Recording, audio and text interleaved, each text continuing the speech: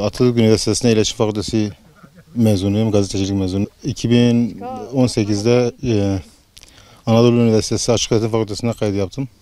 Şu an halen Atatürk Üniversitesi'ne kayıtlıyım. 2 yıllık okudum. Evde bakım hizmetleri ve yaşlı bakımı. Bitirdim onu da. 2 üniversite bitirdim. Şu an ek olarak da özel güvenlik ve koruma açıktan okuyorum. 1. sınıfım, daha yeni başladım.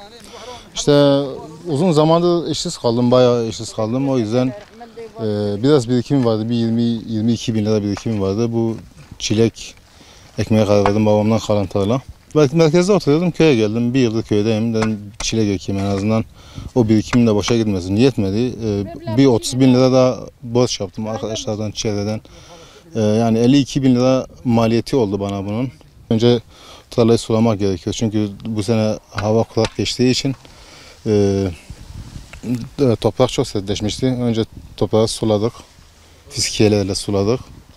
Aradan 15 gün sonra daha yeni seviyesine gelmeye başladı. Yani tarla sürecek seviyeye geldi.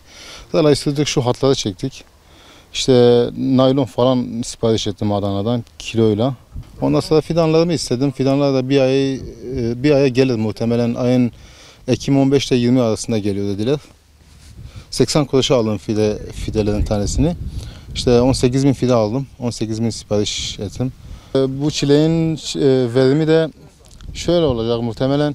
Mayıs, Nisan'ın 15'inde falan verime girmesini bekliyorum. Bu sene fiyatlar kilosu 6,5 lirayla gitti. Sonra şu an 7'ye çıkmış. Çünkü sonbaharda fiyatlar artıyor. Meyveler azalınca şu an sonbahar meyve hem ilkbahar hem de sonbahar meyvesi olduğu için sonbaharda fiyatı artıyor. Her yıl bu böyle. Şu an 7 liraya çıkmış. Seneye nasıl olur bilmiyorum. Muhtemelen 1 lira falan artar. Ama bunun maliyetini zor karşılıyor, şunu söyleyeyim. Maliyetler çok aşırı artmış. Özellikle bir şişe gübrenin fiyatı, sıvı gübre, ilaç olarak alıyoruz. 300 liradan başlıyor, 300-350 lira arası. Şimdi 3 dönüm arazi var burada. 3 dönüme 3 şişe gerekiyor, 900 lira. Sadece o değil, tabii bunun yanında bir sürü işte köklendirici gübre var. Ondan sonra fidanların gelişimi için gübre var. Rengi için bir gübre atıyoruz. Ondan sonra yabancı ot çıkmasın diye gübre atıyoruz. Bayağı maliyetli. Şöyle yani keşke bu işi yapmak zorunda kalmasaydım. Keşke kendi mesleğimi yapabilseydim.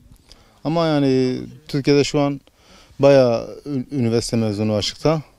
Çoğu da işsiz. Gidip asgari ücretle çalışmaktansa burada en azından evinizde, ailenizin yanındasınız.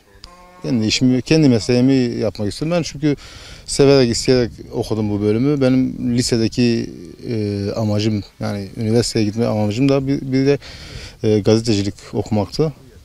Okudum ama şu an işsizim. Belki ileride bir iş sahibi oluruz.